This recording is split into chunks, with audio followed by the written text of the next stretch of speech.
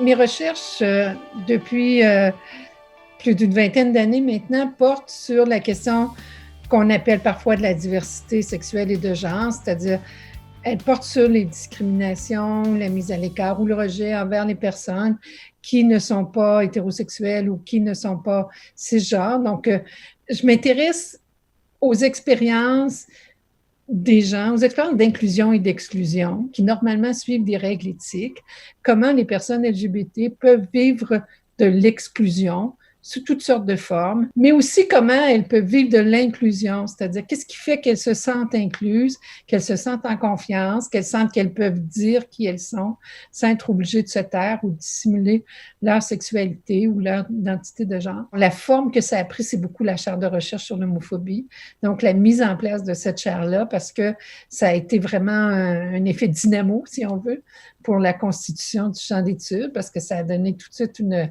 grande visibilité à ce champ-là. Ça a donné des ressources. Ça a eu un pouvoir d'attirer des étudiants. Ça a donné une légitimité au sein de l'université. Et puis, si je regarde maintenant, 10 ans plus tard, ben, je me rends compte que maintenant le sujet perce dans d'autres universités. Il y a d'autres professeurs qui s'intéressent à ce champ-là.